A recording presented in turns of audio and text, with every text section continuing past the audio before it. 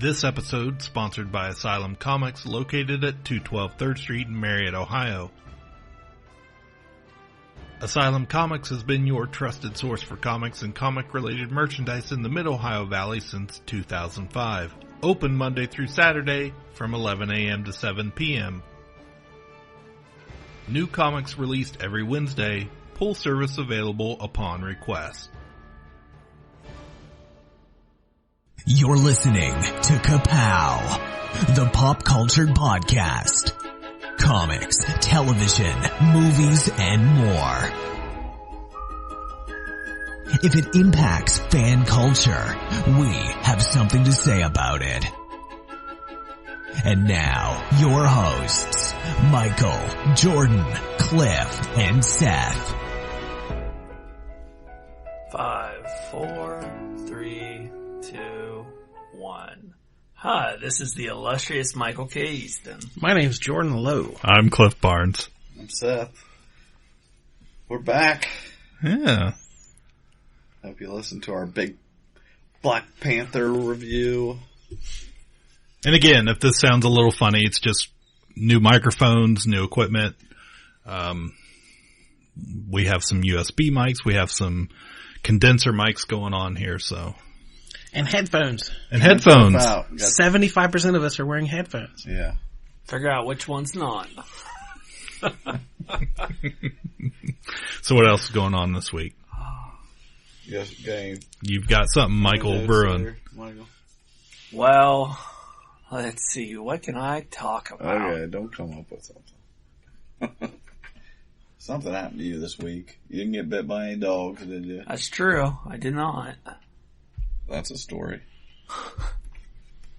You're really well shaven for Friday night, I was telling you. You're supposed to... You got a real Wednesday look about you. Well, I wanted to look nice and dapper for you gentlemen. Okay, that's it. Wow. What? Yeah, I do have... New technology does not improve our camaraderie. There was one night that I had... the starter was going out in my vehicle, so I had to call my last 10 customers from the road and ask them if they could come out to the truck.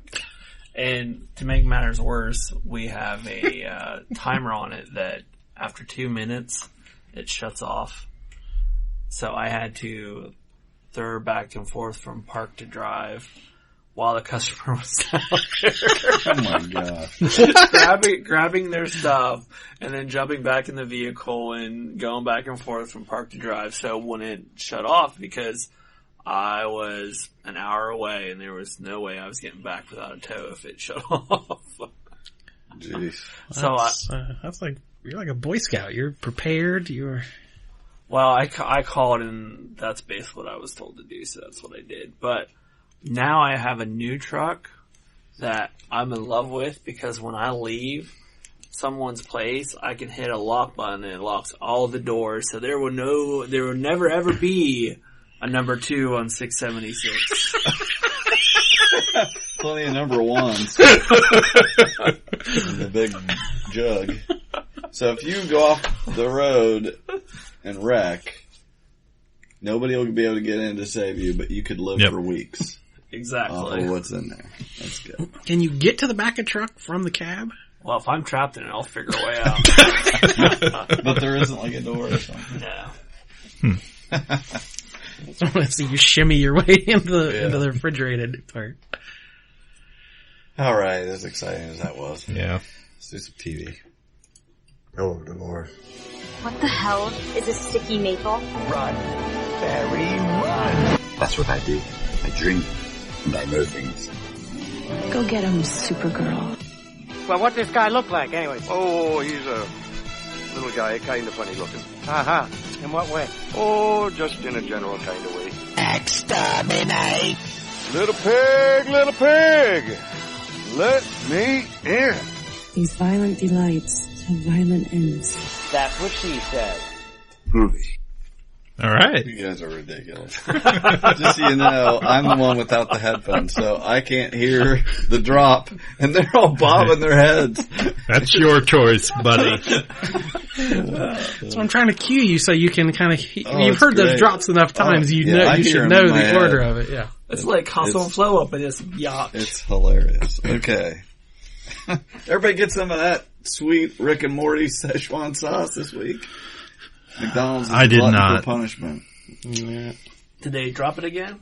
Yeah, it's out. It's everywhere. Yeah, I saw pictures of it online and people going through drive-thrus and stuff. I texted Nick. He works at McDonald's. Was like, "You got some of that Rick and Morty sauce?"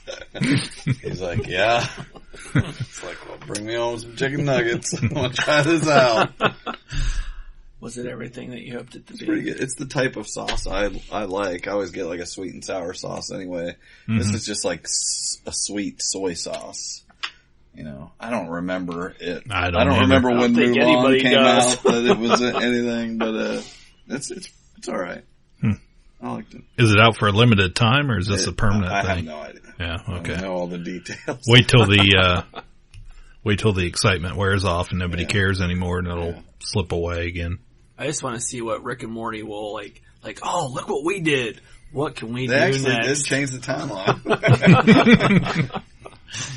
I don't know. What you guys been watching on TV? Had Atlanta. Not first the episode. Winter Did you watch Olympics. that yet? Yeah, Atlanta premiered. It was good. Donald Glover's show. Second season. First season was critically acclaimed. He's really the it guy right now, isn't he? Yeah. Man. No pressure, but he's a talented guy. And I thought this one was better than any episode from season 1. Just right out of the gate, it was a lot stronger. I was a little confused. The beginning, it just kind of dropped you in. Did he wear a cape? Not at any point. No cape. We had Cat Williams show up. If anyone was going to be in a cape, it would have been Cat Williams.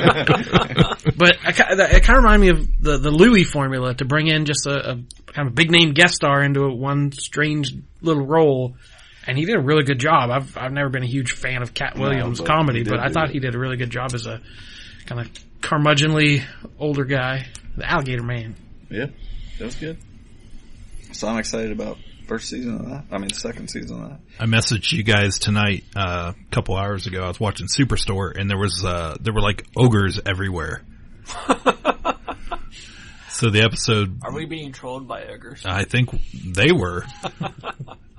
And Dina was commenting about they were fanboys there for release of a new video game. I can't remember the name of it. I can't made either. up video game, the third one of it. And Dina kept commenting on the stench. Yeah, I missed the beginning, and when I turned it on is when she was spraying the air spray, like gallons of it. I'm sure you've never had to do that before. Better left unsaid. Next time I'm in the asylum, I'm going to look for that secret door, though. I want to find out where it goes. Yeah, it was good. Well, Jordan lied to everybody. I've been found out. What? Yeah. When he posted one of the previous episodes saying he was never going to talk about Big Brother again, he didn't know I was going to bring it up. I don't have to talk. Did you finish it? I barely started. Yeah. I watched enough to get a taste of it, but I looked up who won, so. Yeah. Okay. Gosh, I don't even remember who won. Well, that to me was kind of the. I am a liar. That like I don't know that the person who won was the best game player or the strongest competitor. It was just kind of she flew under the radar and just kind of happened to get to the end. Does that happen a lot? Yeah. She was nice and got a nice. She was voted as the nice person. Yeah. She didn't really float her way, which there's a lot of people criticize floaters that don't really make a stand or aren't in a real alliance. Well, that's what happens when you eat number 2 on the highway. That's right. But she was in an alliance with Ross. But if she just won like the last challenge and is immune for the last time you're kicked out, then you just kind of get into they didn't, like I've said before, this isn't the way they normally play it. And the last person to win that challenge was very powerful to who they evicted and things. But the main thing was what I was complaining about when we talked about before was there was no sequester, so everybody got to see what was going on, and Ross make a bunch of excuses about, why he did what he did and not own his game, and so this is as bitter a jury as I've ever seen, so. Wow. So they definitely, that bit him. He was the best player. She was fine. She managed to do basically what ride his coattails, and everyone got along with her. So who actually won? Marissa Tomei? Winokur, I want to say she was Broadway actress. Yeah, Hairspray and stuff. She won a Tony in the early 2000s. It's kind of her claim to fame. She was in what was her show? A big show recently. Oh, she was on Crashing a couple episodes ago. Oh, okay. Just in a bit part, but she was nice enough that everybody got along with her. So it was a vote against him, not for her. But what I did take from it good was one, it was a hit. A lot of people watched it. Not that there was anything else on. That's kind of the point. What we're saying here, but what I did like about, they found out this shorter format works. You don't necessarily have to have people in there for 3 months for this to work. I hope they still do that. This was 1 month? 3 weeks. 3 weeks. But 3 months in the summer, I still like that with, civilians. Mm-hmm. But they've had over the years some really good players. They've been they had an All-Stars in season 7, and this coming summer is going to be season 20. So they're really due to have an All-Star season again. They've brought people back over the years, but they need to have a bunch of winners play against each other. So when it's on for 3 months, how often is it on? Because this celebrity was on almost every night of the week. Right. It's on 3 nights a week. Okay. And like this, there's also if you have the Pop channel, which you do if you have Dish, they play every night. Yeah, they uncensored. Yeah, it's 3 hours live. Yeah. After dark. Yeah. It's 3 hours live. I mean, you watch them just sitting around at night talking under a blanket, whispering. Yeah, and I would. Is that all they're doing under the blanket? Yes. And I would buzz through some of those episodes, see if somebody was fighting or something, but.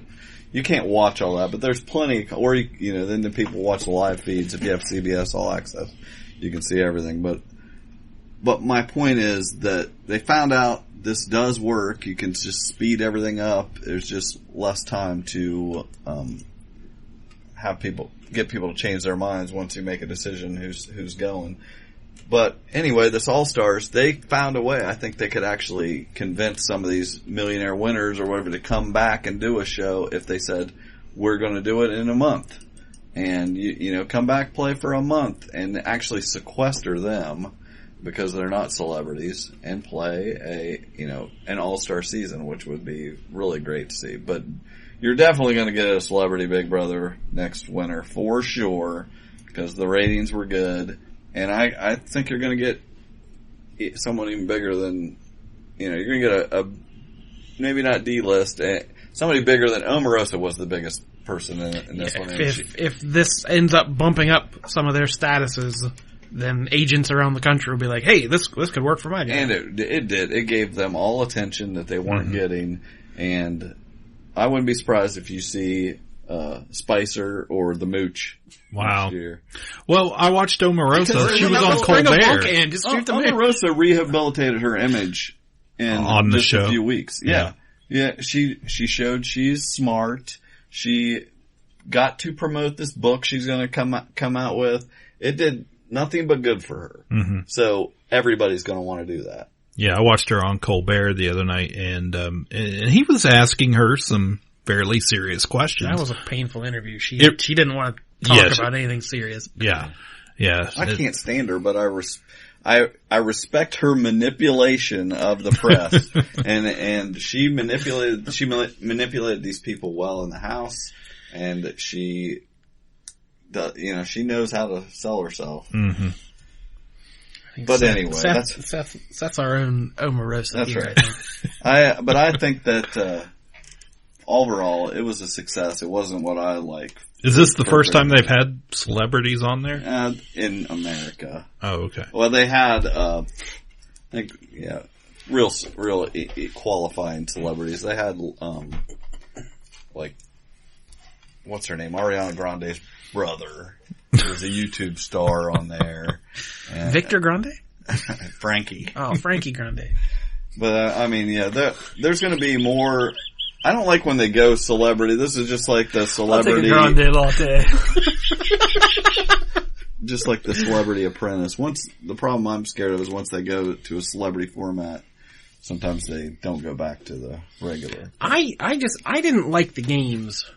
There wasn't any of were those typical sort of games where you have to sit on a seat as long as you can? Or you have to climb up and put a thing on a thing. Usually the games were boring to me. There wasn't anything that was sporting or intellectually challenging. It was just, I'll hit you with spaghetti sauce. Well, usually as far intellectual as they go is to know what has been happening in that game. Who did what on what day. Who, all the things that people could memorize while they're in the house. And I didn't get Ross was like, oh, I know this was day 21. Like he practiced, I guess that's a final standard challenge. thing. You have to know. The last things you do and, to win the last head of household is to know what happened on what day. But usually it's over 3 months, so it's much harder to remember everything. But yeah. And the wall thing, like you're saying, sit on a seat, it's never a seat. I was almost like, here, Omarosa. You have a chance. Yeah, one they had to sit on a seat, and one they had to stand on skis, being kind of slowly moved back and forth. And it required some things benefit that benefited a male player, because they had arm strength and things, but it's all different. Usually on the wall challenge, they're standing there, but they usually are spraying them with stuff, and it's really, I can't believe a lot of these celebrities did not complain a lot of things they did to them. They splattered them with all kinds of disgusting. Well, maybe if they were a higher level celebrity than what they had on there. Was there any pig's blood thrown around? That's that After Dark show you're talking about. Anyway, It was fine. Didn't throw me any. I prefer the regular game. But. Well, speaking of sequestered celebrities, did anyone check out Waco? Nope. No. I heard you talking about it. The famous Waco, Texas, Branch Davidian. Mm-hmm. It's got Michael Shannon in it. Yes. So it was a 6-episode series on the Paramount Network, which used to be Spike. And this is kind of their first big prestige drama, which we talked about Yellowstone coming up soon. With Kevin Costner, right. So this Waco had Michael Shannon, Taylor Kitsch, who played Gambit in the Wolverine movie and was on Friday Night Lights, and Melissa Benoist from Supergirl, Anna Culkin, Rory Culkin, I believe. Rory Culkin. Yeah, so from Scott Pilgrim. Is that the right one? That's Kieran. Kieran Culkin. So it's even a lesser Culkin. Oh my goodness. It was interesting. It might be, as I said, it's just 6 episodes. It might be worth a good binge watch on a weekend. It started out at Ruby Ridge, the famous, the ATF blunder in Idaho, where some people got killed in a standoff. And it started you off there to set up why the ATF was so worried about what was going on there. They didn't want a second black eye. Mm-hmm. And it ended up being way worse than Ruby Ridge. Yeah, I just saw an ad today for a upcoming PBS documentary called, I believe, Waco. And their small commercial was focused on Timothy McVeigh, the Oklahoma City bomber. And as he had showed up in Waco with all these people, because it attracted people. Right. And there was this hillside apparently far enough away that with like a telescope, they had set up and they could see kind of what was happening a little. They could see the building, but he shows up out of curiosity with all selling bumper stickers and stuff to people, all these crazy people. So because this lasted like 50 days. It was on TV. I remember, it was on TV every night, live footage. Yeah. Looking, are they going to come out today or not? And we're in that moment now of the OJ movie and Tonya Harding, where we're reliving all these classic, scandals from the 80s our and childhoods. 90s. Right. Yeah. So and it did the thing after every episode. It's like, for more on the story, go to ParamountNetwork.com, and they had like little documentaries like that, the actual facts behind it. So they put a lot of work into it. It was, high quality actors, a decent thing. It drug a little. I was waiting for, get the tanks in there. I want to know, cause I want to know what happens. And it ended way too soon, cause I wanted to know more of the aftermath. Yeah. Cause it just basically ended with the fire and a lot of deaths, and they show them in a courtroom for maybe 2 minutes. So I was more curious what happened to all these people afterwards, and we didn't get that. Maybe I got to go to the website to find that out. Check out the PBS doc. But it also it was based on the books. The guy Culkin played, Thibodeau, wrote a book as a survivor of Waco, and Michael Shannon's character Gary Nesner wrote a book. He was the FBI negotiator, and he wrote a book about his time. So both those characters were portrayed as more heroic, and like they always did the right thing, where maybe the ATF is trying to cover something up. Michael Shannon's character wasn't going to expose it. So I don't know how true of the story we got, and I didn't realize that there was such a cover up, that they still haven't. The official story is that it was a suicide and they started the fire and wanted to die, but the people who survived said, no, we had no intentions of killing ourselves. They started the fire and killed women and children by the dozens. So it's still up in the air. I didn't realize there was still the controversy around it. So it was interesting, a bit of modern history I hadn't thought much about lately. So, and we don't have any Star Wars news this week, but I want to throw this in real quick.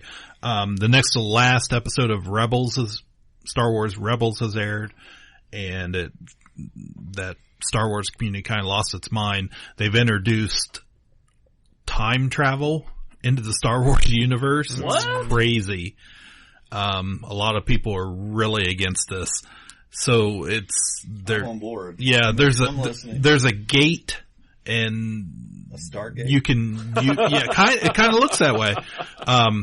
It involves like the Loth Wolves from Lothal, which the story is mainly taking place. What? You say that as if like, right, Loth Wolves. You guys know. You watch the show. But yeah, they kind of use the Force to open this world within worlds, and they're able to. People complain that Princess Leia could scoot 8 feet with the Force. Yeah, exactly. And time travels, A-okay. Yeah, now it's very timey-wimey, wibbly-wobbly. But they go through this gate into this world within worlds, and Ezra actually is able to see from 2 years ago, the point where Ahsoka Tano who was, kind of the breakout stars of the Clone Wars series, where she's fighting Darth Vader, her old master, and realizes it's really Anakin. And as before the Jedi temple crumbles, trapping her inside, he pulls her out into the gate. So Ahsoka lives, but then spoilers because of Larry, she's not able. Palpatine shows up, and Palpatine is trying to race through the gate, and he's like shooting like fire at her. Wait for me. Yeah. Fire. And they split up, and Ezra ends up. Good. Hold the door. Ezra Bridger. That's how he says it. But they split up, and Ezra ends up back with the survivors so far. What are the survivors of Rebels crew, and Ahsoka doesn't. So that was the big Star Wars Rebels news this week. It's pretty cool. Check it out. I feel like there's too much that I haven't seen that Yeah, it'd be a really hard jumping on point. The next to last episode. I'd rather you I thank Larry. Yep. And Dave Filoni. Filoni. Just tell me every week what happened. I just remember I think I watched maybe season 1 or half of it, and was like telling you guys how great it was, and then that was it. I watched a couple episodes. It's a while back. It just didn't. A lot of people don't like the series because sometimes it feels like they build up and build up and build up and nothing ever happens. But I mean, I kind of get it. A prequel, you're kind of limited what you can do. Exactly. You have a end point where we know it's going to reach. It's very, a lot the same way Rogue One was. But yeah, a lot of Star Wars fans are like, oh, nothing ever happens. Clone Wars was better. Well, we have a very small spot in time that this 4 seasons is taking place right before we're getting into that Rogue One territory. So anyways. Well, I partook and watched Cliff's favorite show of all time, The Deuce. I thought he was going to say The Office. I watched the first episode, and I kind of just wanted to take a long walk off a short pier. That was pretty depressing. Yeah, James Franco, he'll do that to Double you. your Franco, you gotta... And poor Maggie. Whew. That's all I'm going to say. It was a pretty good first season. Does it get better? I mean, it is that type of show. Is it that dreary it's the whole dark entire show? But I thought it was pretty good. Okay. I'm curious to see the second season. Well, our probably biggest genre show this week was the return of Walking Dead. Oh, true.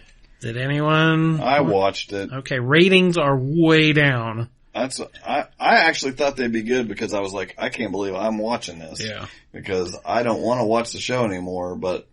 I saw a chart of ratings from the season premiere and then the second half season premiere from the last 5 years.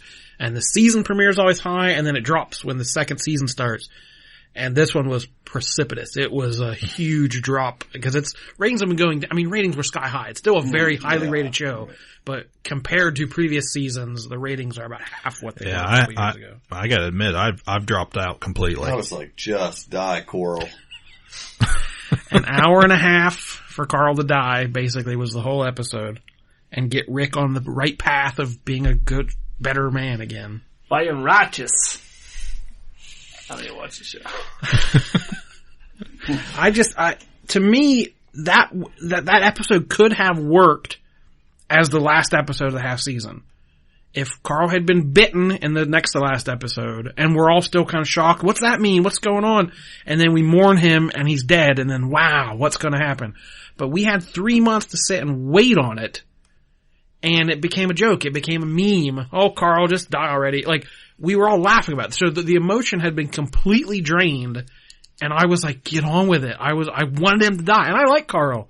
And I was just in a hurry to get it over with. Die! Because it felt like it's just been stretched. They do not know what they're doing with these cliffhangers. I mean, that show, they do not have any idea how to do that. But I think the biggest thing, besides him dying, the glimpses of the future we were getting of Rick as an old man with a cane and a white beard were kind of revealed that was Carl's vision of the future. Oh, good Lord. What he wanted to see happen. And the positive, community coming back and humanity coming back. And we saw Negan in the garden handing Judith like an apple or something. So even Negan can be redeemed in Carl's eyes. So whether that passes on to Rick or not, we'll wait and see. But, to me, it feels like where we thought, when they originally showed Rick as old last year, thought, okay, are they going to do the comic time jump and go to this reality? Yeah. And I feel like this means they're not. That seems more just a nod toward it instead of actually heading there. Yeah, well, absolutely. And it's like, this happens in the comics. They go there. That's what's happening now is that future. And so it's like, they're obviously not going to do that. It would involve a lot of makeup every episode, even beyond zombies. Anyway. That was the category we didn't have anything to say about, right? TV. Yeah, nothing. Well, I have more TV. Oh, go. Has anyone watched Brockmire yet? Oh, yeah. Have you been watching it? It premiered and ended like a year ago, but yeah, I watched it when it was on. Oh, I'm just now finding it. All TV streaming to you.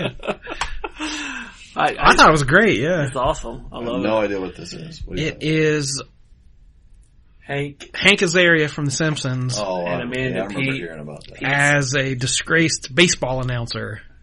And he is basically on all the time, like, even in his everyday conversation, it's like, well, we're sitting here at the bar looking at this. Like, he does his baseball voice, like, throughout the whole thing, and he's just a terrible drunk and a cynical and it's very funny. I like it. What's it on? FX? That or IFC. I think maybe it was IFC. Yeah, you're right. Why would I ever be right? Let's do some streaming. There's something very important I forgot to tell you. What? Don't cross the streams. Islands in the stream, that is what we are. Cross the streams. Okay. Well, I saw that Netflix is coming out with Lost in Space. April 13th. Oh yeah, I saw the trailer. It looked really cool. It does. I love the idea of Parker Posey as the Dr. Smith. Mm-hmm. Yes. I mean, I can totally get behind that. Yeah, I'm interested. I watched the first episode of Joel McHale's show on Netflix. I watched the first 2 episodes of Joel McHale. Somebody was telling me about this. This is a weekly show? I guess, and it's supposed to be, it's basically like The Soup. Yeah, it's exactly That's like what I was soup. told. The main difference is The Soup is good. Oh, wow. Because I watched one episode, I almost watched a whole first episode. Is Talk Soup still on E? Not that I know. Okay, I have no idea. But it's not a Kardashian, so I assume it wasn't. I did not like this. It's exact same format. They even have like a special guest that pops in. Like one was Kristen Bell. It was Kevin Hart. I thought that was the first one. Yeah. But like Talk Soup was always clips from talk shows. It was everything. It was reality shows. Anything. Yeah, okay. Yeah. Clips from Africa. Clips from. It was. There was one clip series of. I think it was China or. I don't know. Anyway, it was like just showing all their soap opera clips of people getting ran over by cars. Like, I mean, it was The Soup. It just wasn't. Maybe I caught a bad episode, but for the first episode, they should. There was like one funny bit they did. He kept talking to people that were on Netflix, and every time he said Netflix, it was like, bum bum. So the same concept with. Crappier writers, more or less. It might get better. Michael likes it. Michael watched 2 episodes. I watched that movie you guys were talking about when we first met. Mm-hmm. It was fine. Yeah. I hate when they shoehorn something in there that the plot makes no sense, but in order to get from A to C, we have to have a guy go into a convenience store and go up to the counter and ask for Advil and a Red Bull. Right. That's because that's where you get that in a gas station / convenience store. You go to the counter and ask for Advil and a Red Bull. So like that was really bad. Remind me again what this was? This is the time travel-y thing where he meets in a photo booth. Very Groundhog Day. Okay. Adam Devine and it was fine. We talked about it a little bit. Somebody I don't remember who watched the Dave Kenny, the National Lampoon. I sat down and watched that. It was pretty good. Yeah, it was good. I actually didn't think Joel McHale as Chevy Chase was all that bad. No, I could see him if we ever had something more developed. If we ever need a Chevy Chase replacement, he can step right in. Oh, reboot vacation. I watched Chris Rock and David Letterman. Like everything we talked about last week, we all rewatched. We all listened to each other. That would be an entertaining episode of just bring it up 3 episodes in a row. We all just watch it in a series. What did I watch that you guys? I don't know. Well, he's thinking what he really wants to talk about is Voltron Season 5 dropping today. I was working today, and it's like Netflix goes, Like they called you on your phone now? Yeah. You're that in tune to Netflix? And Michael's like, click, locking the doors. They're like, we're blasting off. We got what you need. We got that Voltron Season 5. I'm like, can I take a break right now? Do I need to keep working? Who are you talking to? You're the only one in the truck. Well, there's me, myself, and I. That's 3 people. I watched the first 2 episodes. I hate you. Oh, he's rubbing it in. Yeah. Yeah. Was it really great? Best Marvel movie animated ever. The delicious, sweet animation. No, actually, it was really. I thought it was really. I'm a big fan of the series too. As far as animated shows nowadays, it has that nostalgia 80s feel to it in all the episodes. But it's done a lot better than the original US run of Voltron was. And the first 2 episodes are a little bit surprising. Well, you should spoil them. Yeah. Well, you shouldn't. Larry said we can talk about it. Yeah, Larry. Well, Larry, we're not talking about it. I watched a movie by Duncan Jones. He did Moon, which is I like Moon. A great movie. But he did a movie called Mute. Oh, Paul Rudd. Yeah. What's that? Paul Rudd.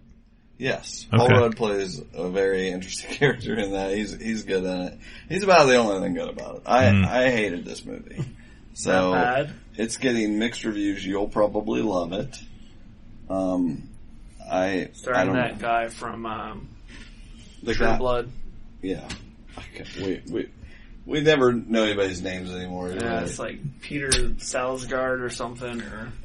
Close enough. Sarsgaard. Anyway. Peter Sneedsgaard. Yeah. Peter Salisbury. Yeah. It had some interesting things here and there, but all in all, Peter I thought it was terrible. Definitely do not recommend that. I'm sure you guys all watched Stepsisters, right? What's that? Remember? The Steppen movie? Oh.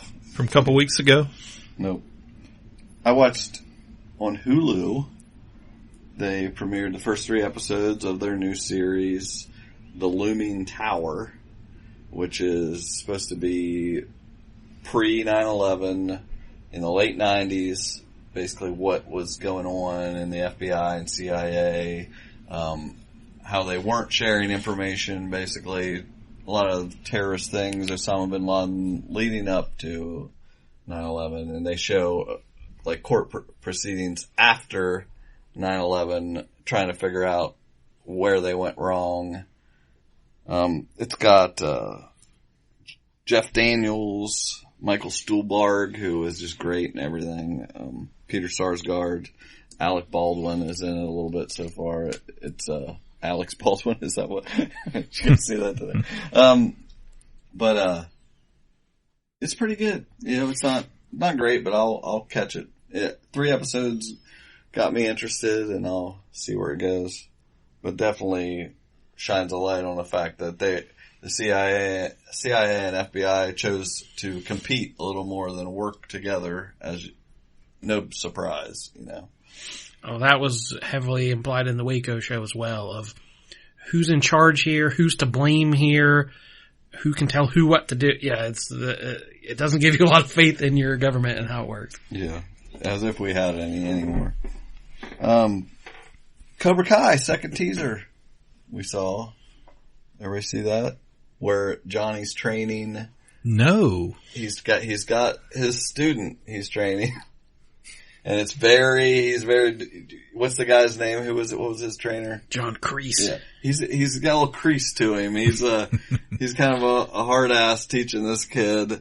And it just, right at the end, it's so good. There's like, Johnny's in his office and, got one of the sliding windows there, and, the kid's out there cleaning the window, and he's like, is there any special way you want me to watch these windows? And Johnny's like, I don't give a shit. It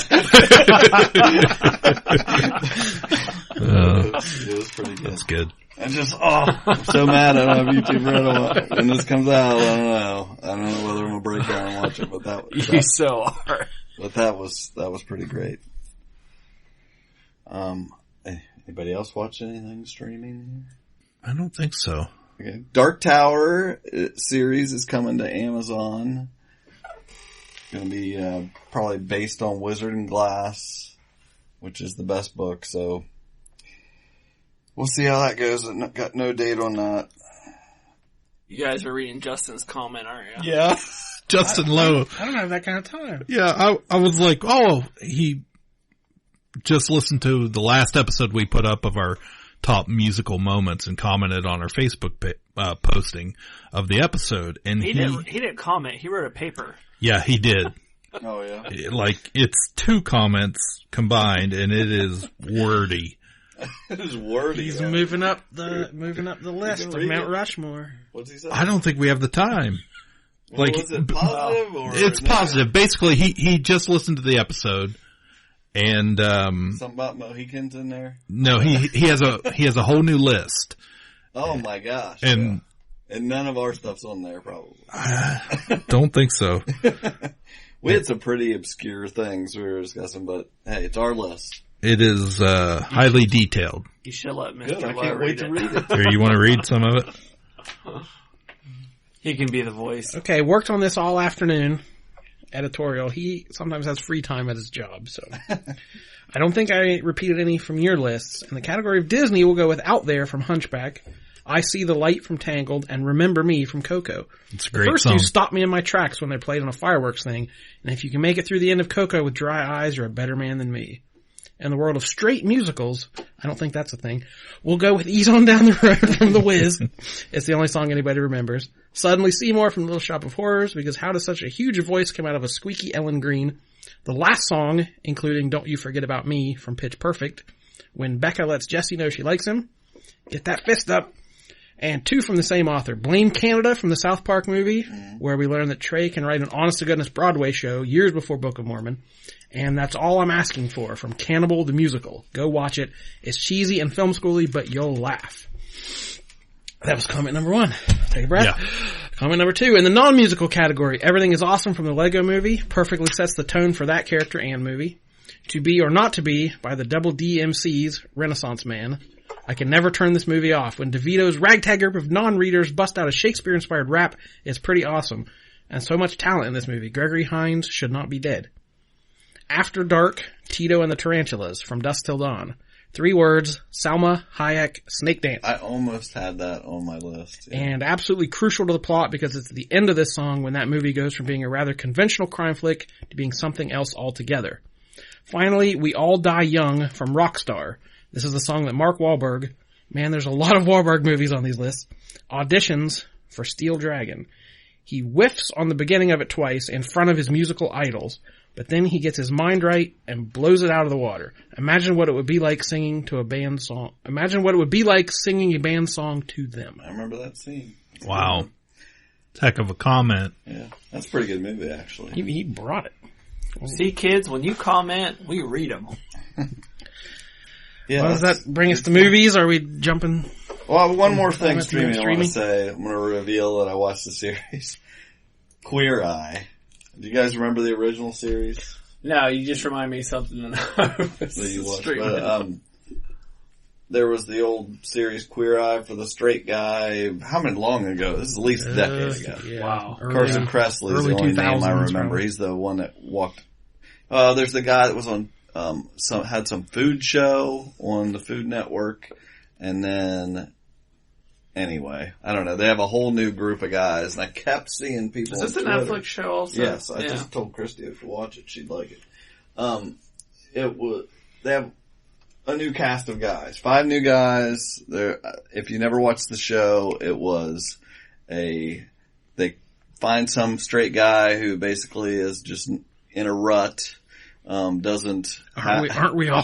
Yeah, exactly. I'm not very well groomed. We're in a groove. Yeah. But they come in and they each have a specialty. One guy does, cleans up the hair and stuff. One guy, redecorates where he lives. Somebody, is just, fixes his clothing style and things like that. Anyway. I kept hearing good things about it, and I was like, I'll check it out. I didn't really watch much of the original series, but I'll see this. It's just so heartwarming.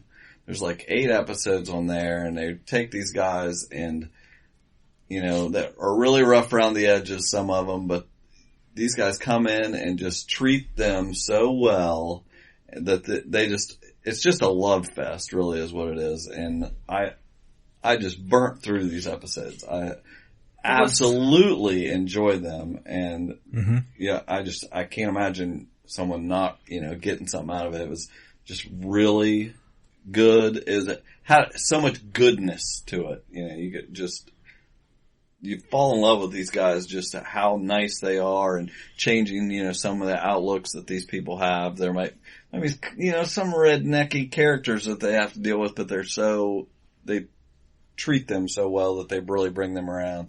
And I think they're great ambassadors for, you know, their community, and, definitely if you. I think the original show was pretty groundbreaking on probably about the same time as Will and Grace, like where there wasn't that much representation. So if you have more, that's good. Yeah. And it was on this day that Seth's heart grew 2 times his size.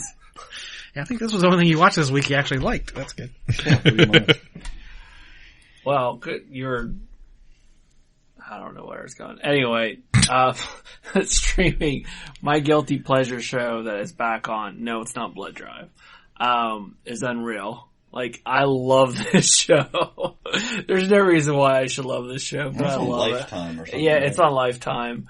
But they debuted the first episode the other night, and this is like season 3. I think so, yeah. And I just love it. It's so good because it's showing you the supposed behind the scenes of like the Bachelor and the Bachelorette party, and how they're like so manipulative and like trying to get people to do certain things, and it's just great. Like the last season, someone was going to expose them. They basically cut their brake line so they died in a ravine. Wow.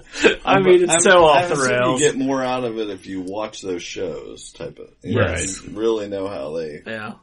What they show. Right. It's so good. So good. They should do a show like that about podcasters.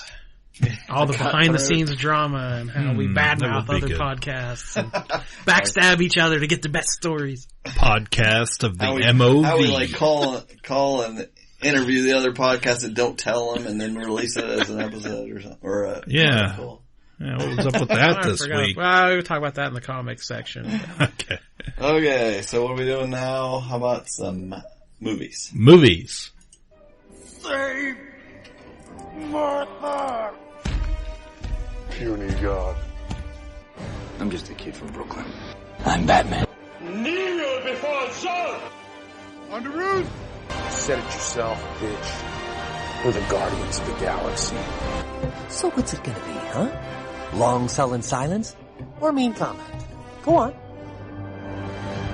You got me in a box here. So Robert Downey Jr. made a tweet this week. On a donut? About a donut. No, he likes he was tweeting to Marvel. He's like really excited to see Infinity War. He said, "Hey Marvel, can I see it early?" And they tweeted back, "Sure, that sounds like a great idea." And then, this wasn't put on at all. This wasn't a publicity It's all stunt. natural. Anyway, so they are releasing Infinity War a week early, April 27th, and this is crazy. Like, how about that? Yeah, I didn't read anything about this. So what do we know why or what the repercussions are? Well, I mean, I have a theory. I would say. Was there anything big coming out that weekend? That's Marvel's weekend every year. That's Free Comic Day weekend. The week before, like by neither. Okay. Nothing that would compete with this at all. It's got, either, it doesn't matter what week it comes out, it's going to make. Well, Solo's at the end of the month, that's correct? They're moving back away from Solo and Deadpool. So they just want another week of making domination, being the big boy on the block. Mm-hmm. The only thing my instant reaction was, this is tradition. I texted you guys about it. The last several years, we've had Free Comic Book Day was when the big Marvel movie came out. So I don't know if that even matters. Over a decade now? No, not quite that long, but it's been several years. Yeah. But does that matter, Jordan? It makes my life easier because I always have to hurry up and see. I'm always in heavy preparation for Free Comic Day, and I have to make time to go out and see it. Yeah. So. I imagine if you don't, you get spoiled for it that weekend. Because everyone wants to talk about it that Saturday for sure. Right. Anyway, it's fine with me. I want to see it sooner, and I'm off the weekend before. But Michael, you shared the updated list. This shifted everything Disney related for the next how many years? What are we? And oddly enough, I got that from bleedingcool.com. Yeah. Marvel released their schedule. There's a bunch of dates for movies you don't even know what they are. But they've added a few to it also. Yeah. So. Like I think there was 6 Marvel movies yet to be titled.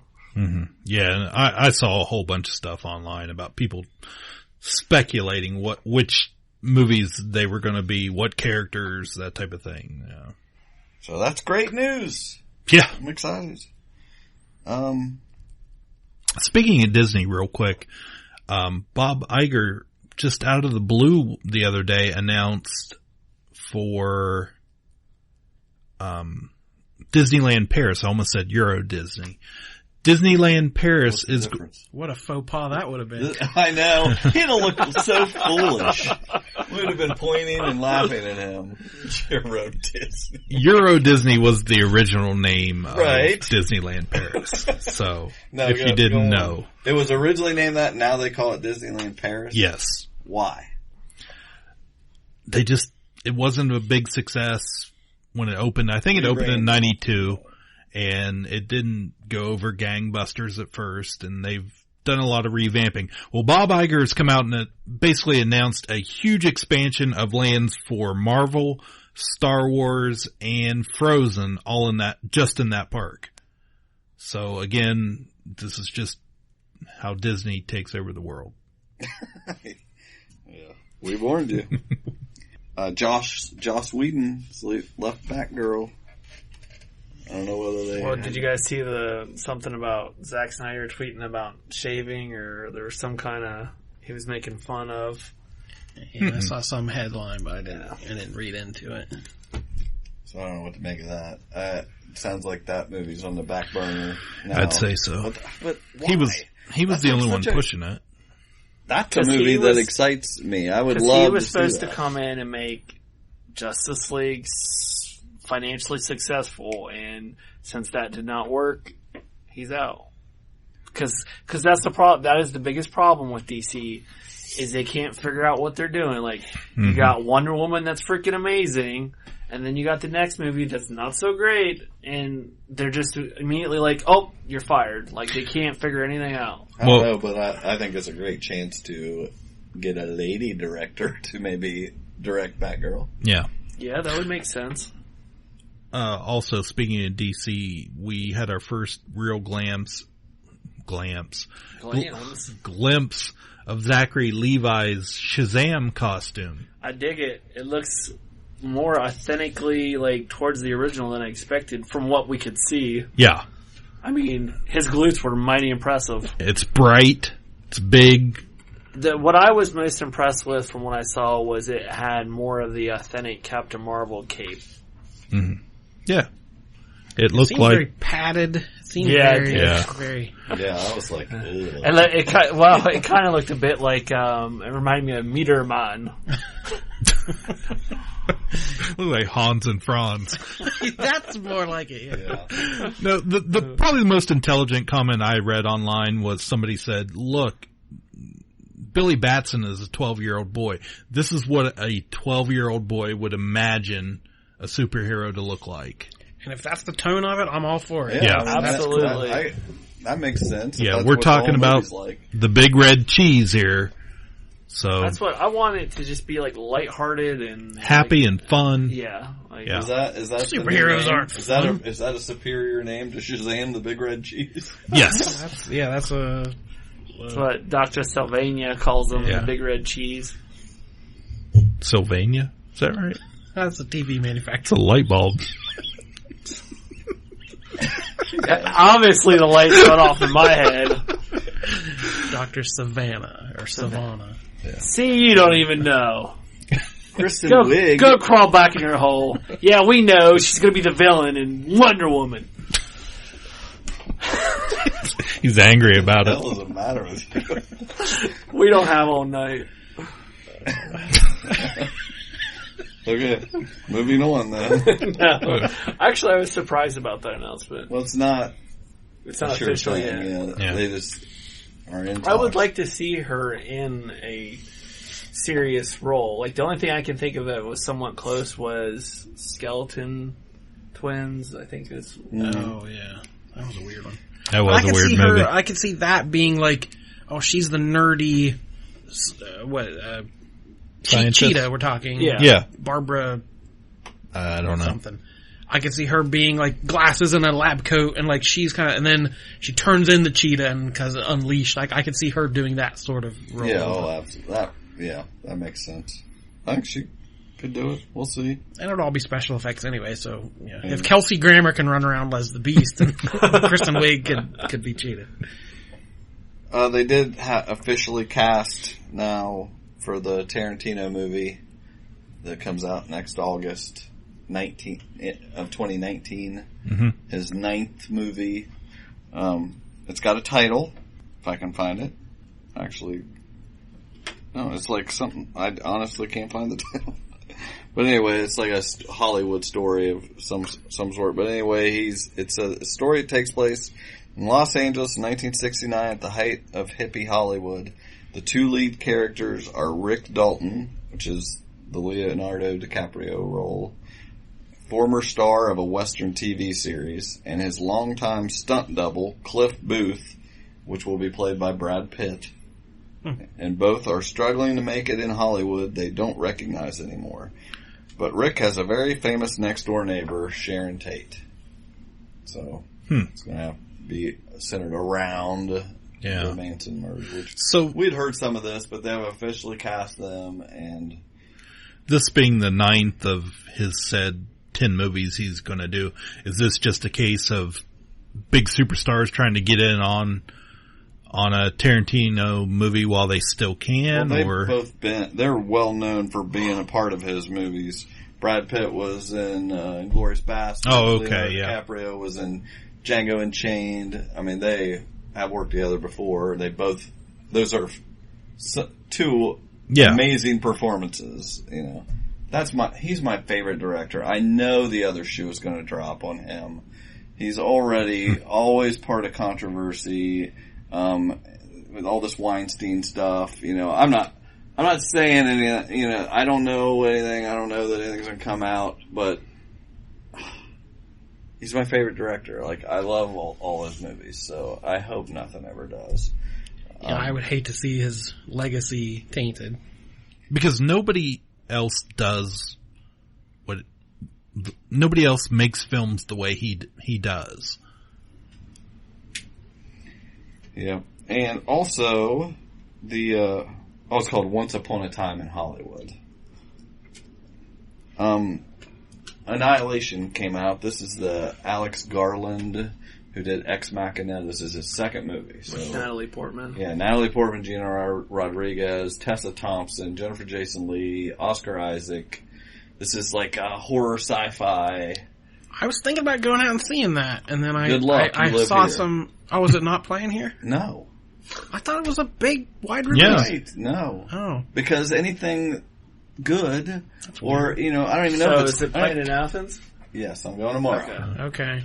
I heard kind of mixed reviews, so I wasn't really checking showtimes. I've heard it's weird. You know, I guess it's weird, and it's got a lot of different interpretations. It's being like advertised every commercial break of anything I'm watching. It's not like an indie limited release movie. That's weird. No, but we just can't get anything around here. But I don't know. You have to.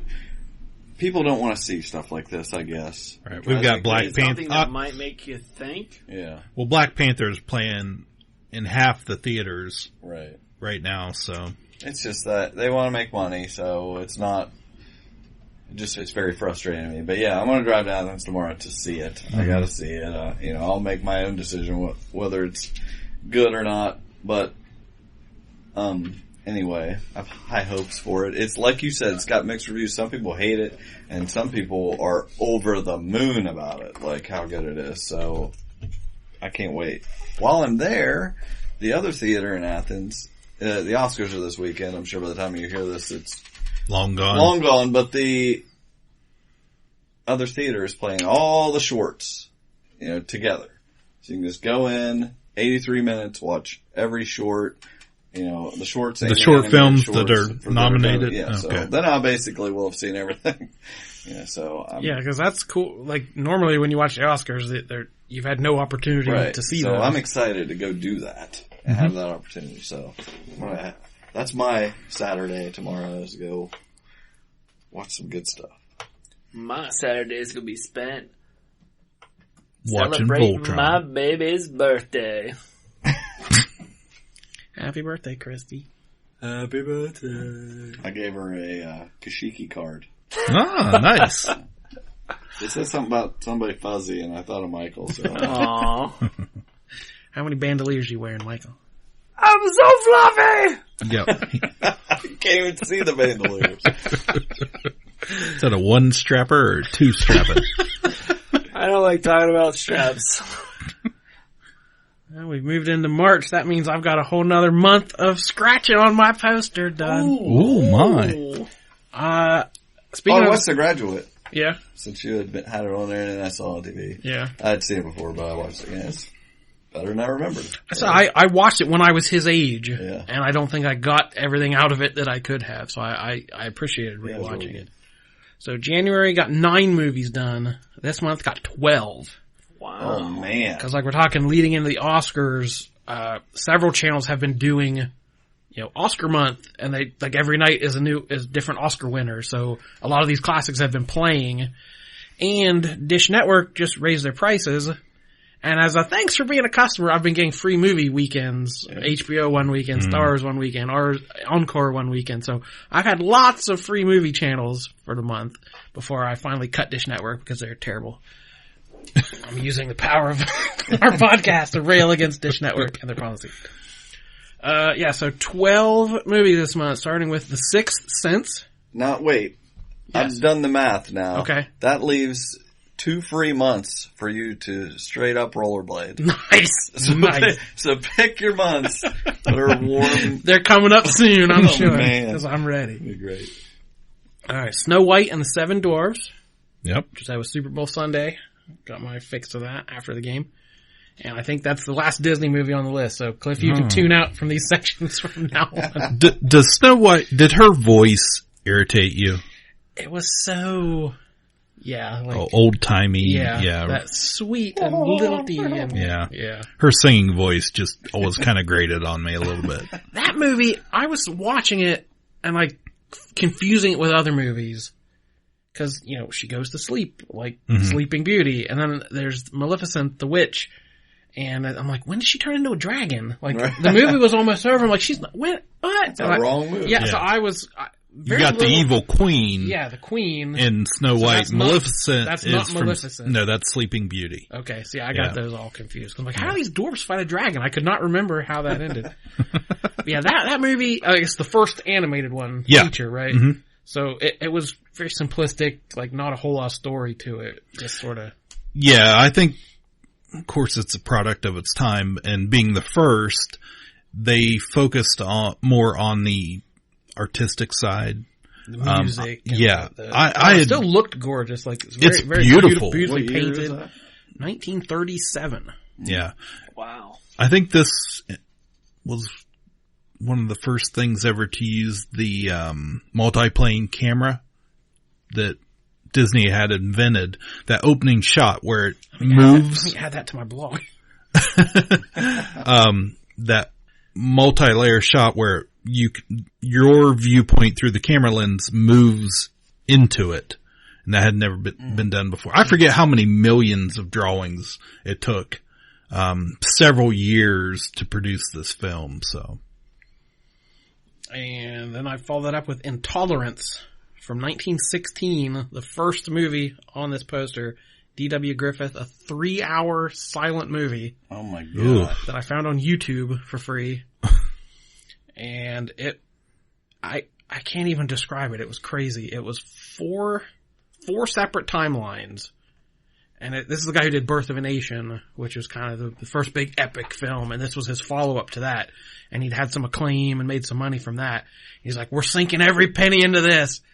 And it was like, it held the record for decades of the most expensive movie ever made, and did not make his money back. He was in debt till the day he died after that. And it's only found later years, film buffs and things have come to appreciate it. Yeah. So there was a story set in modern times, a story set in like Vichy France back in like the 1700s, a story set biblical times with Jesus and the Pharisees, and the story set in ancient Babylon. And the Babylon scenes are ridiculous. The sets, they built this giant wall and gates, and there are horses and elephants and chariot races and fighting, like casts of 1,000 crazy costumes. Like I don't know how they did it to this day, because there are people like fall off like 3rd-story buildings and you see them land. Like they probably just killed the guy because it was not stunt work, and it was crazy. And there's one scene, a guy gets his head chopped off and the camera does not cut, because in those old movies you can see when the camera cuts. Yeah. You can see it's very choppy.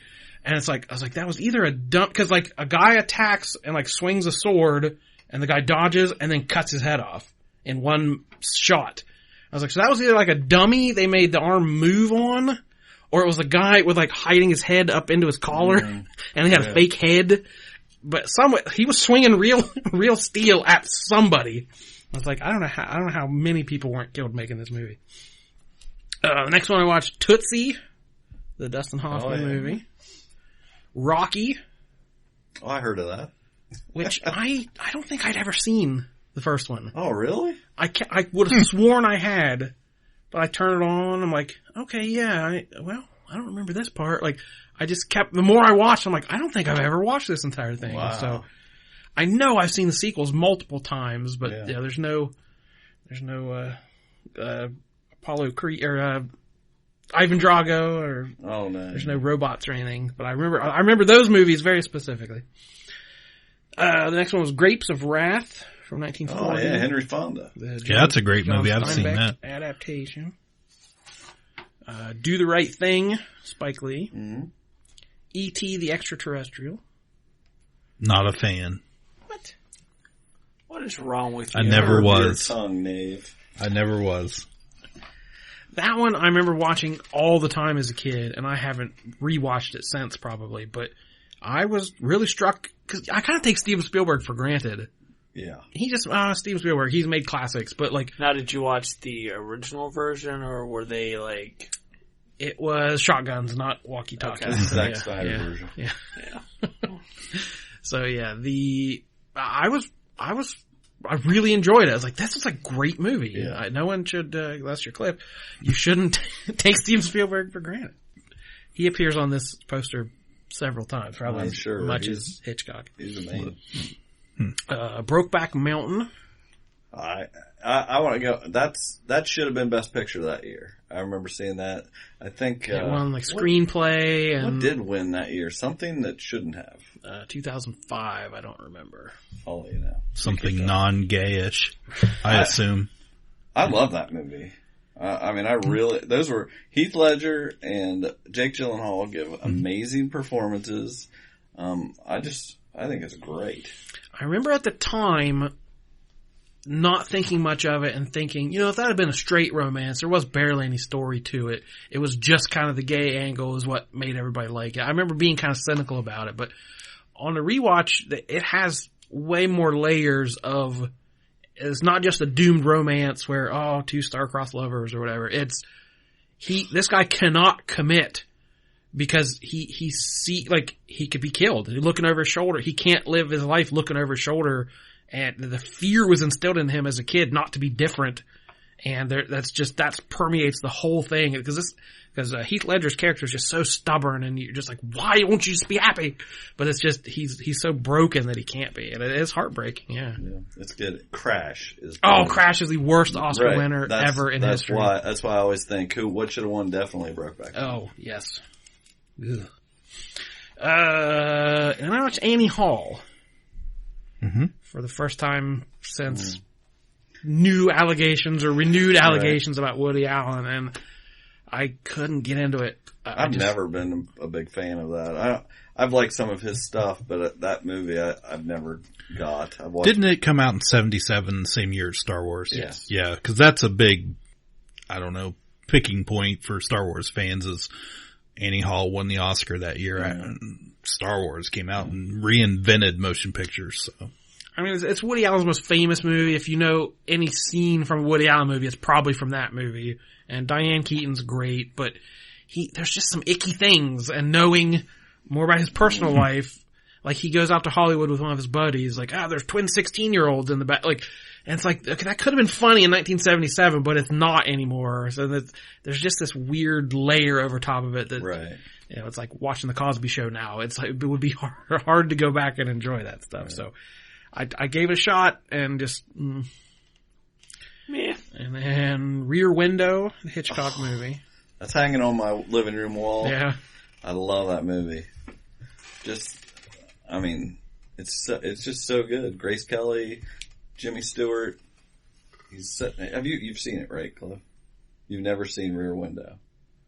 It's no Disturbia.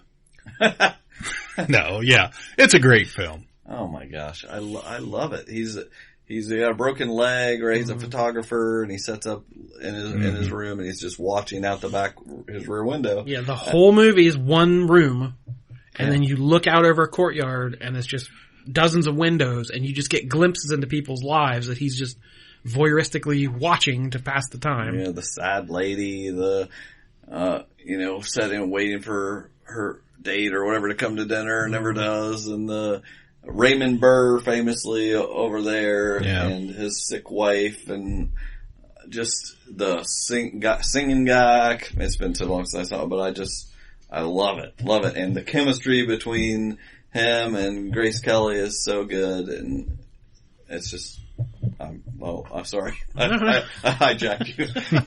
But there's some very blunt talk of oh, I bet he cut her arm off and put it it's I can't imagine in 1954 that was I'm sure that was so shocking. This very blunt talk about murder and bloodshed. It was played very comedically, but yeah, it was excellent. And then Hurt Locker was my last one, which I'd never seen. For some reason, I just never got around to that one. I've seen it. It was all right. Yeah, it was. We haven't had a lot of those modern, Middle East movies, and there's very little politics involved. It wasn't telling a story from one view or another. It was very just, here's this soldier. And I said the other thing, I always had the impression Jeremy Renner was the hot shot bomb disposal guy. He was Tom Cruise in Top Gun. I was like, I don't really want to watch that movie, but that's not what it was. His character has a lot more depth and psychological layers of why he made the accident. Yes, he is the other guy in his squad. It's been years since I saw it. I thought it was fine. It was good, like you're saying. Now it's Catherine Bigelow. I meant to ask you, because you said that got added to your poster. What was originally on the poster? I can't tell. It's so tiny. My guess is Jurassic Park, because it looked like an eyeball. Oh. So that's not guess. On that No, poster? Jurassic Park is not on the poster. I'm also making a list of movies I think were omitted from the poster, or should have found a spot on the poster. We should be able to make our own poster. Ka-Pow, the pop cultured poster. Yeah. I'm going to count down my top 100 one of these days. So yeah, we just did 91 a few weeks ago. I'm saying top 100 all time. All time? Oh my Lord. That'll be I think Jordan should do it too. Yeah. And yeah, we could each You guys do that while I'm on vacation. Michael, you do the editing that way. I'll design the art. Yeah, Michael's got Photoshop. Yeah. He could make the movie. We could sell them. Oh my god! Ka-Pow branded. That sounds like a great project for you three. Patreon subscribers get autographed posters. Wow. Coming in 2021. But yeah, that puts me at 21 out of the 100 movies now have been watched. Yep. I'm at a very good pace, ready to rollerblade. 2 months. That's a 10-month pace. 2 months of rollerblading. He's going to be cutting it up. Get down there to the skate park. You're going to be riding the bowl. Well, riding the bowl? The bowl. Okay. Yeah, but I'm also trying to watch these and not spend any money. Yeah. Not pay to rent them. I want to know catching up really how much it cost you. Because I've been writing down where I see them. So, Snow White was on Freeform, Intolerance YouTube, Stars Free Weekends where I watch Tootsie. So I'm trying to keep track of... You put that on your blog? Do you put that also? Yeah. Because that will help people watch if they want to follow along. Yeah. DirecTV Now app has a 7-day trial. You're all over that, aren't you? I need some of those email addresses. Yeah. I think that's what I worry about when I get to the end. Because right now it's just I've turned away some. I don't have time to watch that right now. But yeah, we get to October, November. These and I'm down to 10 or 12 movies left, and they're not on TV. I've got to go find them. Oh man, it'll be exciting. Got a DVR. You might be able to record something. No, we're going. This is old school. These are 1916. Gotta watch it when it's on. Oh my gosh. It's the challenge. It's the thrill. That's really upping the challenge if you can't even record it. That's why I said I had to turn off the Super Bowl and flip over to Snow White because it was starting. Oh my God. At 10 p.m. Snow White was starting, and that's the other thing. I watch every second of the movie, even if it's, E.T. I've seen it 50 times, but I still sat from beginning to end and watched the whole thing, and I'm trying to watch as unedited as possible. This is hilarious because, this is so, 30 years ago. Jordan has to, wait for commercials to go pee. Yeah. Nobody does that. I appreciate the challenge. It means more when you have to work for it. Oh, yeah. But yeah, so I'm not going to watch Pulp Fiction on, TBS or something where it's all edited and chopped up. Yeah. So that's my goal, is to A, not pay any money, and B, see them all as unedited as possible. Well, if there's... If there's anything on there you don't have or something, I might have something. I'll add commercials if you need them. Let's do some, what do you say we got left here? Comics? How can you read this? There's no pictures. Well, some people use their imagination. Well, I must hurry back to my comic book store where I dispense the insults rather than absorb them. Happens all the time. Read a comic book, okay? Jordan. Yeah. Can you explain to me these stupid sideways covers that are coming out of the metal event? The New Age of Heroes first issues. Do they combine, or is it just one image? They are vertical gatefolds. Because normally if you have a cover that folds out, it's horizontal. Open it up, Cliff. But in these, they fold. Wow. It folds out. Yeah, we've got like a centerfold would fold out. These, the front cover folds up and down, so it's a tall, skinny poster basically. And on the back of each one is an image that connects. So if you collect them all, you'll get the full lineup team shot kind of deal. Yeah, Michael's got a issue of the Terrific sitting here, so that's what we're looking at. So you have to buy 2 copies, one to destroy and one to keep. Well, Terrifics is the one I ordered the most of. That's the one that had the most buzz and the most people pre-ordered it. So what was your opinion? What is it? The Terrifics? Yeah. This is the new team of Plastic Man, Mr. Terrific, Metamorpho, and Phantom Girl. Or Lady, Lady Phantom. One of the versions of Phantom Girl. Yeah. Here's where DC has misstepped already. Is because Metal is not over yet. Oh, and they've already got that out. This is like the 3rd or 4th book from that line, because is Brimstone out? Not yet. We've had Damage, Silencer, Sideways, and now the Terrifics. And it opens up with Michael Holt, which is Mr. Terrific, and he's just like, I just got back from the Dark Multiverse. You shouldn't be messing with that. And it's like, and he's got Plastic Man with him. Blame Larry. Plastic Man is a big part of the story of Metal. That's when books are late. That happens. It holds everything up. But the first thing I noticed, I swear to goodness, the first thing I noticed out of this book was, instead of what Plastic Man normally has on, he has shorts. He just has black shorts on. I was like, that doesn't make any sense, with the rest of his costume. He just has these black shorts on. I'm like, did they think, his previous costume of the Unitard was too revealing or what? But in all honesty, the art's really good in it. Very well drawn. The story, I felt it was a little light. It could have been a bit meatier. It didn't really suck you in.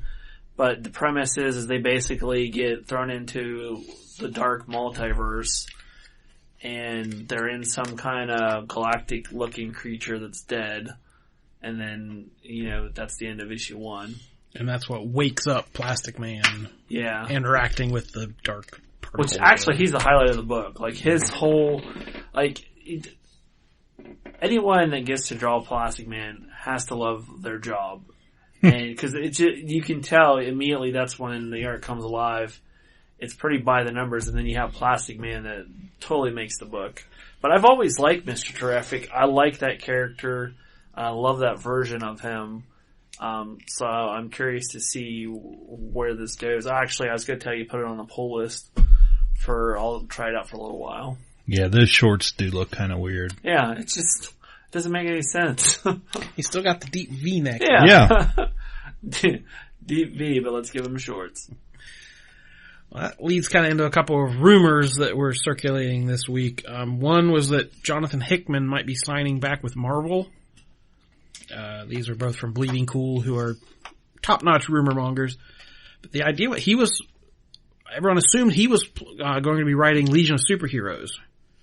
But Doomsday Clock has been delayed so long that Jeff Johns has said there are characters no one can use until Doomsday Clock is over. Including the Justice Society, Captain Marvel, and the Legion.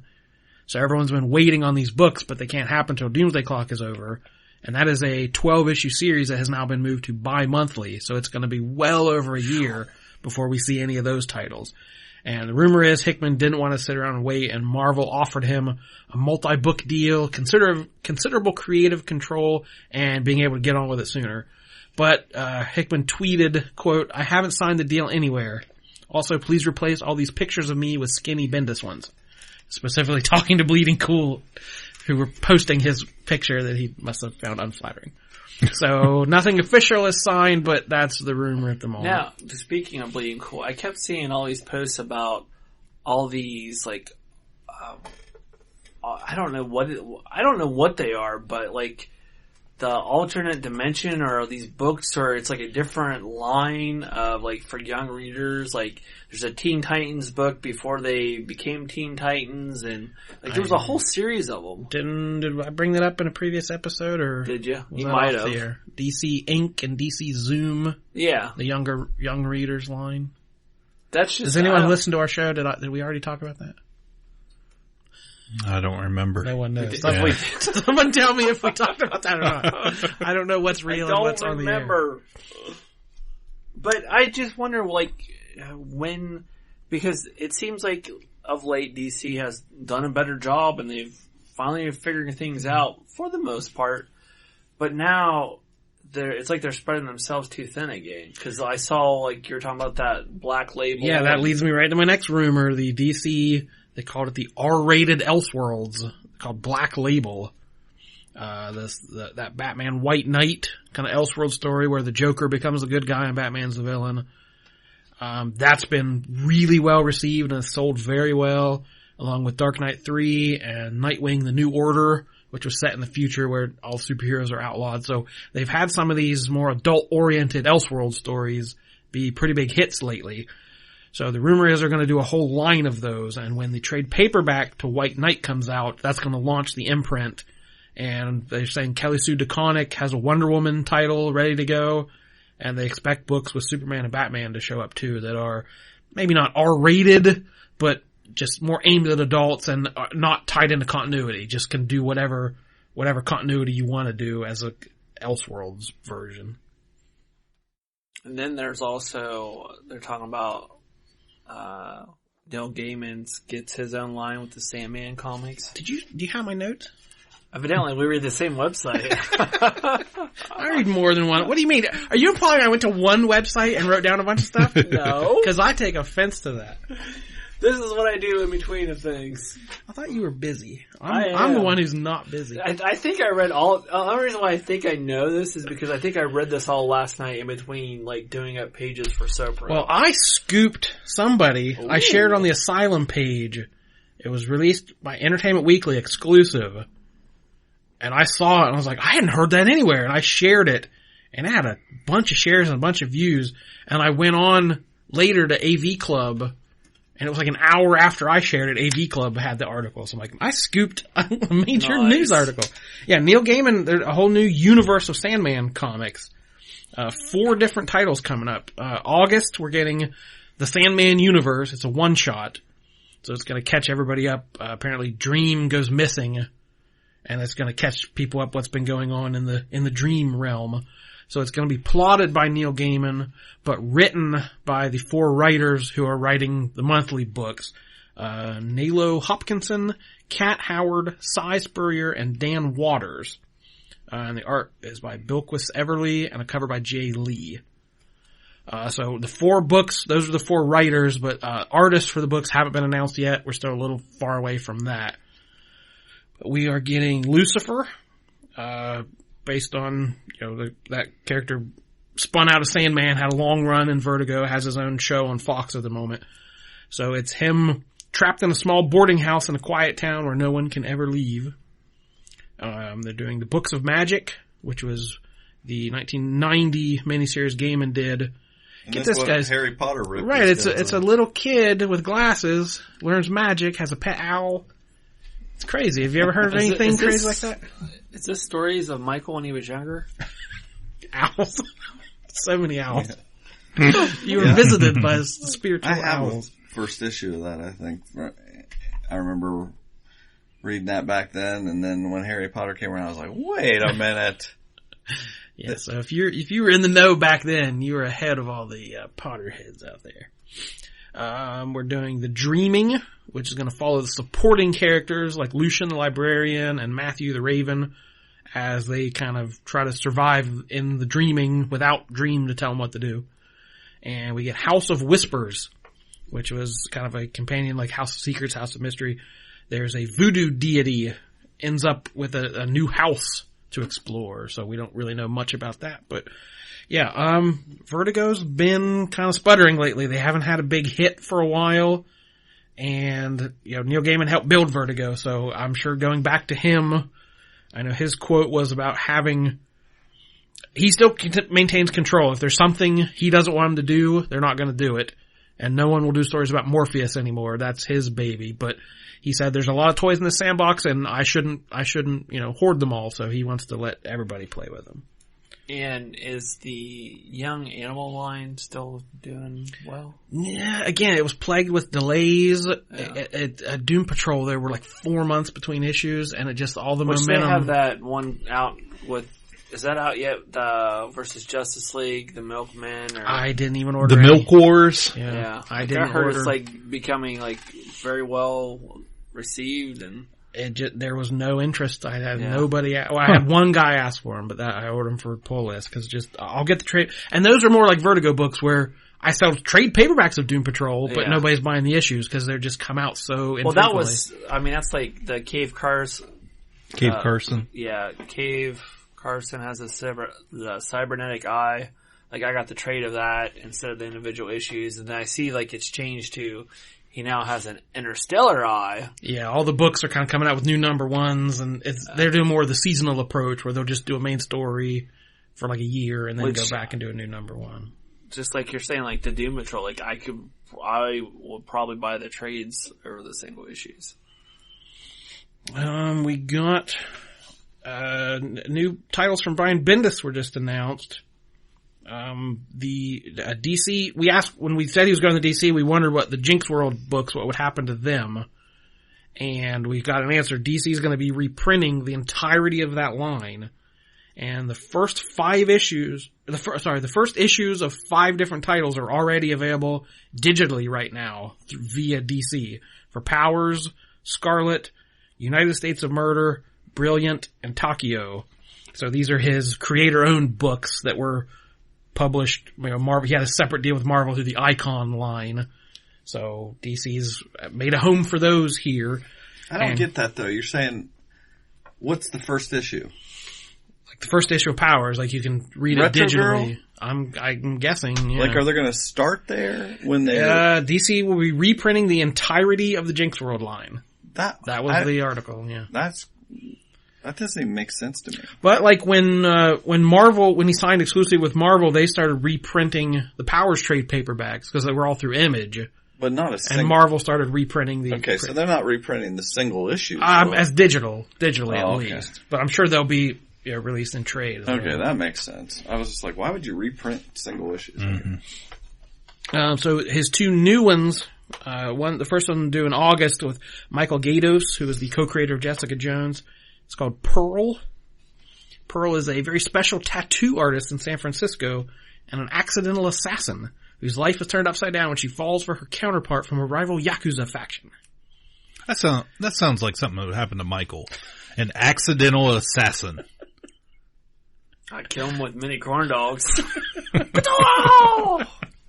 kind of a Romeo and Juliet story, opposites attract kind of. Suck on my hot, spicy mustard! Just let that lay. Yeah. For an uncomfortable amount of time. And his second book, also out in the autumn, is David Mack from his famous Daredevil run. The book called Cover. Based on a true story, the intelligence community figures out that the traveling band of social misfits who make comic books are an exact match for the profiles of candidates recruited for intelligence and counterintelligence gathering. A very well-known comic creator is recruited by the agency to live a double life as a spy. So it's basically a comic creator as James Bond kind of deal. I'm so confused. But anyway. And kind of the biggest news probably of the week, the Marvel Fresh Start. Are they, like, cause I've seen little things about this, like, are they starting over, like, cause I saw a cover, by, Ryan Otney, I think, that did Invincibles doing Amazing Spider-Man. Right. And it looked like back in the 60s, 70s, like, are they going that far back? The first article that came out said, we're ditching the legacy numbering, which if you remember, just within a year, they've gone back and, you know, Spider-Man is issue 794 right now or whatever. And we're new number 1, we're already getting rid of that. So that was the first article, and the second article came out and said, no, but if you like it, they're going to start doing dual numbering. Which they did back in the day for a while. That it'll still be a new number 1, but it's really issue 800 and something if you want to keep track of it that way. So they're trying to have their cake and eat it too a little bit. But I don't know. We put up a poll on Facebook, had some good responses. I believe it was 79% to 21% was the final tally of people who didn't like it compared to people who were excited for a new jumping on point. So I don't know. Once more to the well for Marvel relaunching. But my question is, because you haven't answered it yet, are they like rebooting the character like from scratch? I don't believe plot-wise. Okay.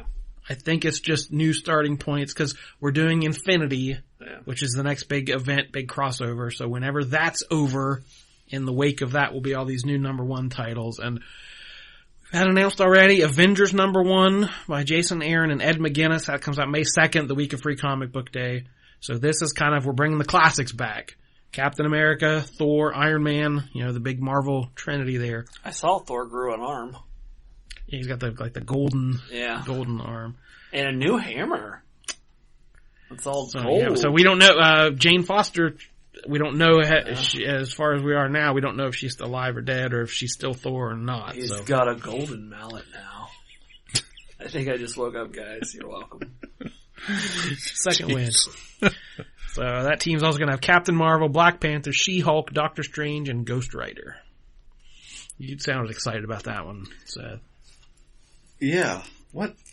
I feel like you said something in there I didn't know. Read them again. Captain Marvel, Black Panther, She-Hulk, Doctor Strange, and Ghost Rider. And Cap, Iron Man, and Thor. Yeah. That I was excited because first off you got the main 3, and then which I just liked. I don't like this super expanded team, but I like She-Hulk.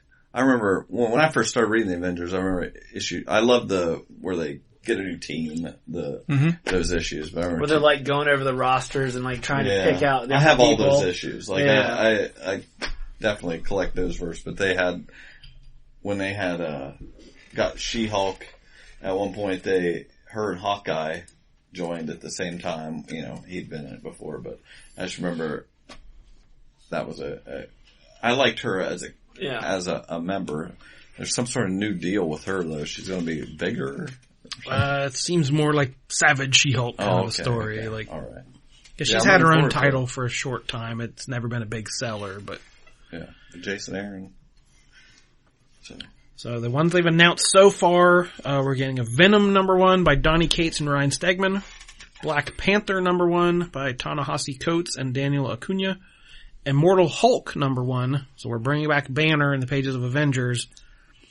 And the cover art for that one seems really like a horror story, like a Hulk. It you cannot kill like the Hulk. They're basically going back to the original 1960s Hulk. Yeah, it said something like, after the sun goes down, watch out. Like, it made it sound like, those original ones where he turned into the Hulk. And he looks like a rampaging monster with no soul. That is by Al Ewing and Joe Bennett. Getting a Doctor Strange #1 by Mark Waid and Jesus Saez. Thor #1 by Jason Aaron and Mike Del Mundo. Captain America #1 by Ta-Nehisi Coates and Lionel Yu. Amazing Spider-Man, Nick Spencer and Ryan Otley. And a Captain Marvel, it's called The Life of Captain Marvel. It's kind of retelling her origin by Margaret Stoll and Carlos Pacheco. So a few of those, like Jason Aaron's been on Thor for a long time, but most of these are new writers on, and Ta-Nehisi Coates has been doing Black Panther for a couple years, but most of these are new creative teams on new characters, so we'll see where it ends up. I thought I saw a headline the other day I'm looking it up. Peggy Carter is going to be Captain America. It's on the Exiles team. What is that? That's alternate dimension. Well, I don't know which version the Exiles is now, but it originally started out as a alternate reality dimensional hopping team that was going from universe to universe doing different things. Yeah, that's about to reboot here, I think, next month, and they're introducing a new Valkyrie that looks a lot like Tessa Thompson from the Thor movie. Surprise, so we're working in a alternate reality Valkyrie character. And like the original one, they had Blink that was super popular from the X-Men run of Armageddon or whatever it was.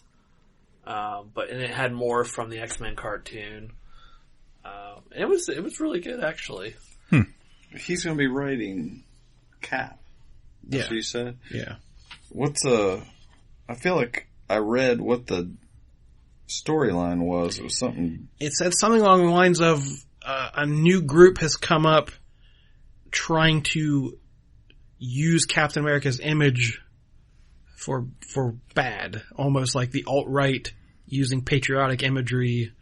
And, the Hydra Cap version, people who still like the Hydra Cap version. And Pepe Frog. are trying to tarnish, and it's about Cap winning back his legacy or however.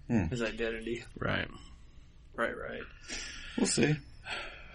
Any other comic? I got one more piece of news before we go. Go for it. Comic? Just one last thing. Has the Cap Frozen in Ice Thrown in the Future come out? The first issue, and it wasn't as bad as I thought. What do you think? I mean, I get it. It just seemed like out of the blue to do it, but I get the point of going back to that man out of time. I mean, that's supposed to be, that it usually isn't. But it was fine. Although I like the twist that I'm going to spoil because Larry gave me okay. It looks like a far-flung post-apocalyptic future. Yeah. But at the end, it's like, it's 2020. Like, it's just barely in the future. Yeah, and the world's that was gone a neat to pot, twist, to say, hey, we're just barely, we're baby steps This away did not it. take long to collect. My last little bit of news, the Diamond announcing the pull box. Oh, yeah, I was system. going to ask you about this. So, our pal Remington, I had just seen this, and he was right on top of it, and he messaged me and said, what's your opinion on this? This is Diamond, the comic book distributors. There's going to be a cloud-based software application allowing comic shop customers a better way to pre-order. So you can sync up with your local comic store, pre-order stuff online, have it put directly into your pull box without having to go in and change things, whatever. It's supposed to have, help you manage pre-orders and place special orders, keep a wish list, track your purchases so you can go in and see what you have on hold and what's coming out this week and next week and that kind of stuff. So you could see like your customer's wish list and you could look at it and say, well, maybe if I had that in the store, they might buy Right, it. exactly. So, there will be no charge to comic shop customers. And it says, fees for retailers will be announced later. So I gotta pay for it. So that seems fair. Right. I'm on board. Right. I don't have to pay for it. Where did I sign up at? So Remington asked me what my thoughts were on it, and we started chatting back and forth, and just kind of evolved into an interview, which he posted on, you can read over Dueling Ogres, my more detailed thoughts into this. But it is a strange sort of thing that his question was, well, if your customers get used to just plugging in numbers and hitting order, isn't the one slight more step just have it shipped to your house? That's what I was just going to ask. When just order it online. Yeah, if you're already doing the pointing and the clicking and the putting in your cart, then you got to get in your car and drive to my store. Well, see, that's just it. I wish that you would start driving it up to my house. I'm going to get a truck, and in the door 2 will be all the Marvel comics. Oh man. You know, it's like a comic book like, mobile. and when the Schwann's truck pulls up to your yard, you guys hide, but when the comic truck pulls up, you guys are going to come running after it. So do you have any fears about this? I don't know. I said my first reaction was immediately like, oh, what's this going to cost me? Because it always gets pushed back because Diamond's not going to foot the bill, and the customer shouldn't have to foot the bill. So I'm going to have to pay for it. And I'm saying the demographics is skewing older. Where not all my customers are online all the time. If you're still buying print comics and not digital comics, you're maybe not hugely, into that digital world. But yeah, I can see this being, you're kind of training your customers to do everything online. And at some point the lightning bolt's going to go off of like, I can go to this website and they'll just ship them to me. Probably at a discount. You're like that guy at the grocery store that stands there and watches everybody use the automated checkout thing. I'm a dinosaur. I don't know what. Pretty soon we will need you. I'm going to know how to weigh my vegetables here pretty soon. So I don't know what that means. I mean, it's nice because pre-ordering is such a hassle. And this leads into, I had a deep thought before this Diamond thing ever came out. I'll bet you don't have the deep thought drop. I don't. Prepped. Not ready. All right, we got to get this mixer worked out. But so I had this written down a long time ago as something to talk about. And it's crazy that this came around. I'm sure we don't have a ton of time to get into it, but is there another way to market comics outside of the fan streams? Because right now, okay, a new comic comes out. What happens? The creators all tweet about it. The publishers put out a press release. The review websites put out review pages. And that's it. And those all go to the same audience that's already reading comics. So this pull service is the same thing. Nothing about it gets new customers. It might make older customers' lives a little easier. Yeah. But it's not branching out. So what are we doing wrong? Because I've heard a lot of people complain that when a book is not doing well, they're like, oh, nobody pre-ordered it. You guys got in pre-order. You're putting all the effort into the reader's hands that you have to get out and you have to pre-order and you've got to know all this stuff. And it's your fault if a book doesn't succeed. I think it's somebody else has to share some of the blame because you're not going out there and marketing stuff beyond your core customers. How do you build a brand? We have $1 billion movies and those people aren't all coming and buying comics. So I'm sure off the top of your head you can't reinvent the if they don't know, I don't system. know. I mean, you see if on YouTube you see all kinds of comic review, comic spoilers and all this stuff, but that's YouTube. When's the last time you saw an advertisement for a book on television? Sci-Fi Network watching Happy, the DC comics. But again, that's very centralized. I don't see it, I'm not watching Modern Family and all of a sudden Aquaman ad, jumps out at me. But someone going door to door. They could do advertising on YouTube videos or something. Yeah. That would be, when you, because I'm trying outside of what they're already talking about. Honestly, where else are you a captive audience to a commercial besides at Jordan's house? Yeah. I mean, everybody else is fast forwarding through that stuff, or it automatically skips it now for you. So what? YouTube is one of the only places that you actually have to watch an ad occasionally. Yeah, because it's weird because like we talk about Walking Dead. You remember when Walking Dead, the television show came out, and all the books you sold of Walking Dead.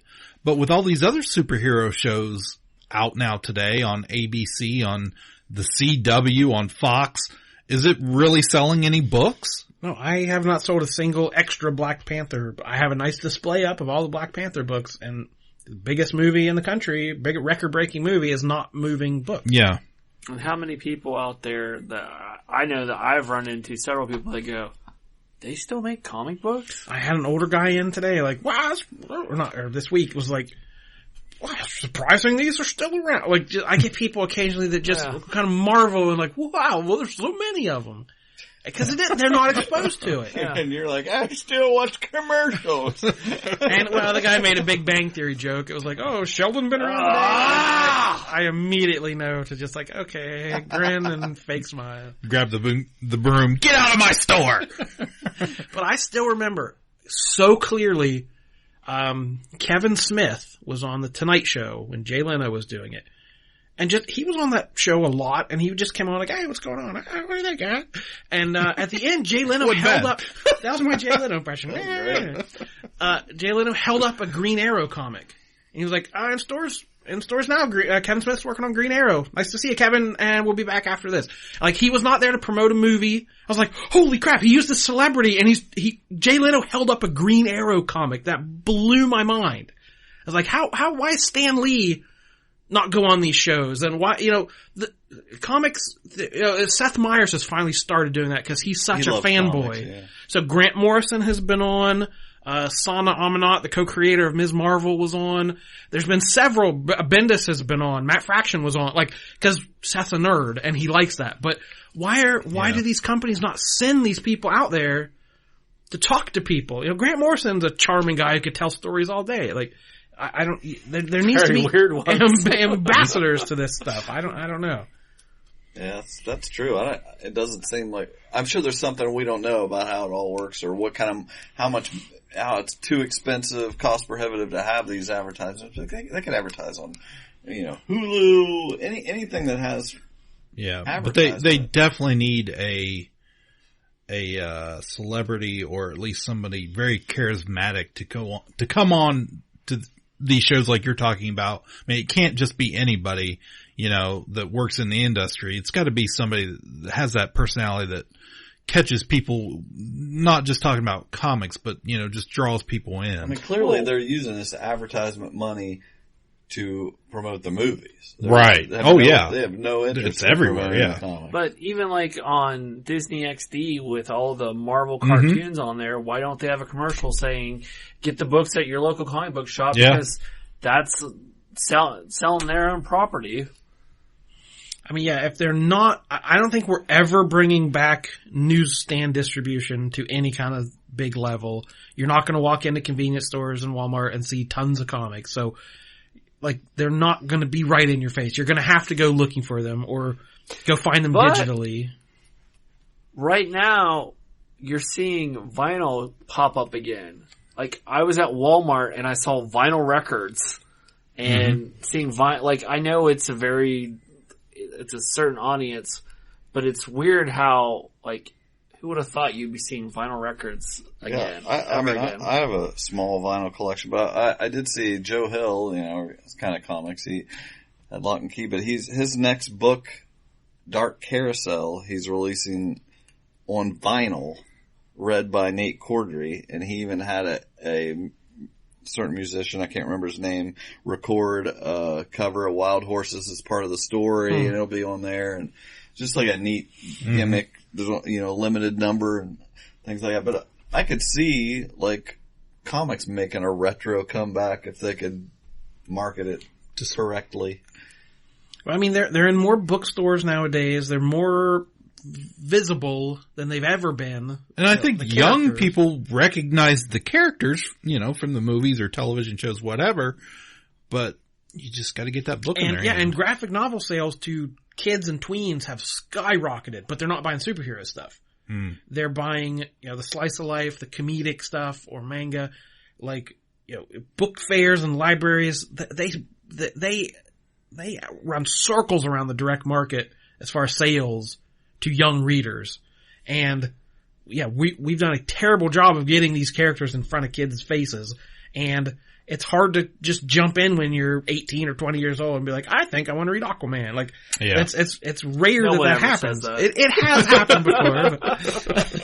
Yeah, but you need to have this in front of a 10-year-old's face. Right. When you're, cause we remember that feeling the first time we saw them now we're lifelong readers.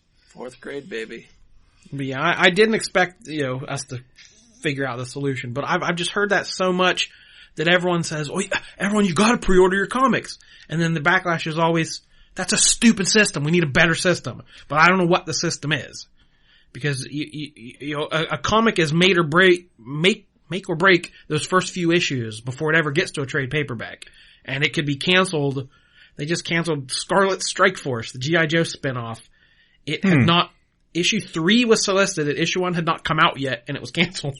Wow. But yeah, I remember, you know, we all remember the G.I. Joe cartoon from the early 80s that at the end of it, it would tell you, you know, get these more stories in Marvel comic books. That was revolutionary marketing, and nobody's kind of doing that at the moment. So, well, not to mention also how the direct market, it puts so much heaviness on you, like about. Thank you. I didn't want to say that about myself, but I appreciate you. Well, like the original, when comics went to the newsstands, those were all returnable. Yeah. It was up to them to do what they wanted. They'd send them back to the publisher, and they get credit for them. Yeah. So, what am I going to take a chance on some oddball book I'm not sure if I can sell when I get stuck with it? It's harder to have a hit now because you've got to go through me, and I have to approve it and say, will this sell or not? Well, because I saw where Dark Horse was saying a lot more of their stuff was going to be returnable. Yeah. And I think that's part of the equation for so long. Because they make their money. Like I said, all risk is on retailers because they get their pre-orders in and they know exactly how many they need to print, and they are purchased. Like I can't after the final order cutoff is 3 weeks in advance, and when my number's locked in, I'm contractually obligated to pay for that. So they know exactly down to the penny how much money they're going to make off it and how many they need to print. And I pay for the shipping.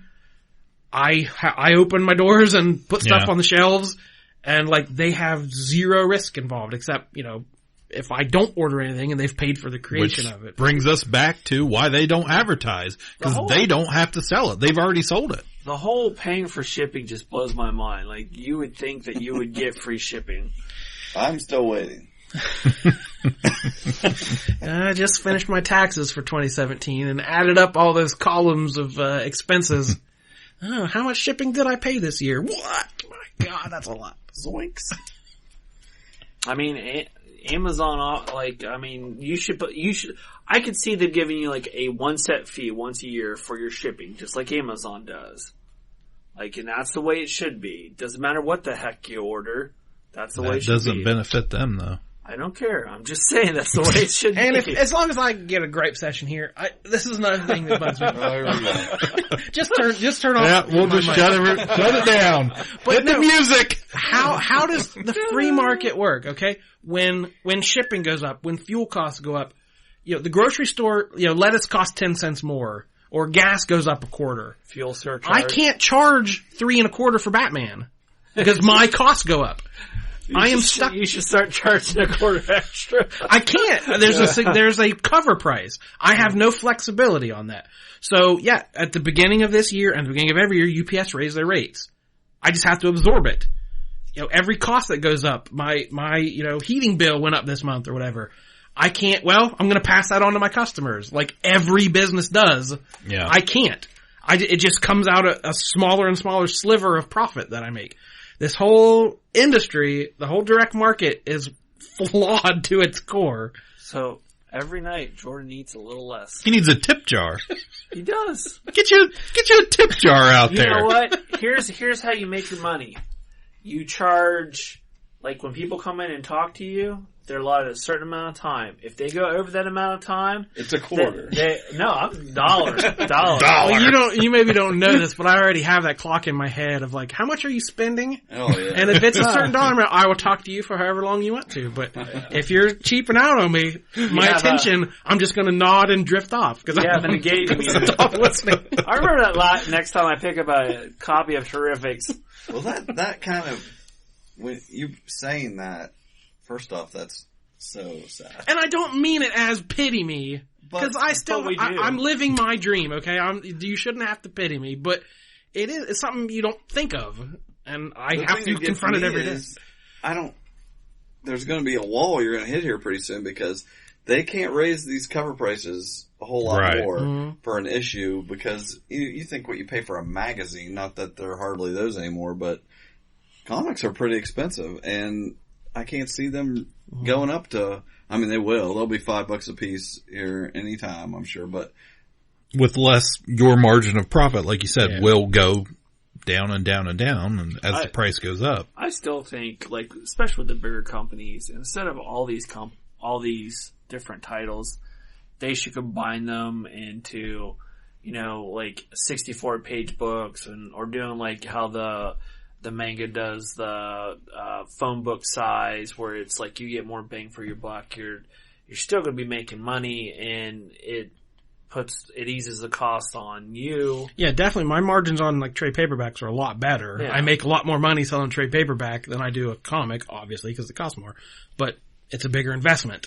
Yeah. So I can order, 20 copies of Batman for what I can order one trade paperback, and it might sit there for years and years until I sell it. So there's give and take there. And then there's like the toys, because, Diamond is the middleman. I'm not getting them directly from Acme Company, Corp, whatever. Like they pay for them and then I pay them. So they just solicited these like Disney statues that were $29.99. Clip. Your cost was like $23.99. So the wholesale cost was about $24 plus shipping, and I had to sell them for $30 and make maybe $3 on them. And I'm like, there's no way I'm ordering that. And that's why I stopped ordering t-shirts. My wholesale cost was $11 or $12. I got to sell them for $20, $21. You can get them for $5 at Walmart. Like, it made no sense to sell t-shirts. So I've cut product lines down. There's a lot of toys I don't order, like the Marvel Legends that you see at Walmart. Like, those are $18, $19, $20 at Walmart. I got to charge $21, $22 for them, because that's $16, $18 is my wholesale cost. And then everyone's like, "Oh, are you going to mark that down?" Like, everyone wants discounts on stuff too. So it's it's an odd business to be in for sure. Yeah. Yikes. Well, that's a Debbie Downer note to end on. You could be selling corn dogs. Could be. It's true. Could be driving the back roads at negative 20 degrees, watching your fingers freeze. But yeah, then you see the money that Black Panther made, and it just not translating to the comic industry. That's crazy. It's just like I don't know how you fix that. It should have been. You got.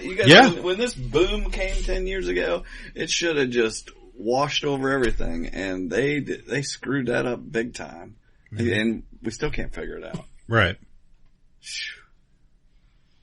So our I don't answer know, but this is no the longest answer. freaking podcast ever. It's been a long one. Jesse's gonna have to turn it up to 5 times. All right, any hashtags? The only one I have is number 2 on 676. I have glamps. Glamps. Glamps. And grande latte. No idea. I kind of like glamps. I do too. That's a good one. Well, Cliff, where can they find us? As always. No, that's not where they can find us. You can find us at www.udownwithkpp.com or at the Ka-Pow podcast on the Twitter or on Facebook like Justin Lowe. And you can write us a really, really long comments. We'll read them. We love short comments. We love long comments and we don't everything care. in between. Let us know what you're thinking out there and how much you pity me.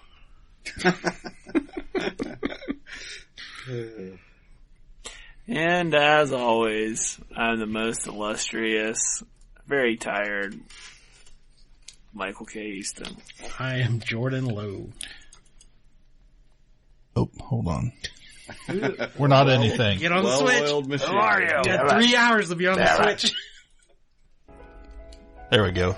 And I'm Cliff Barnes. I'm Seth. Bye forever.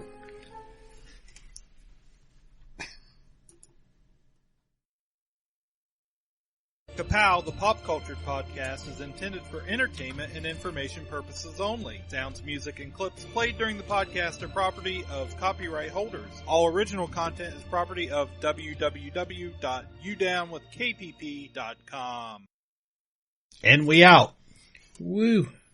One computer and everything.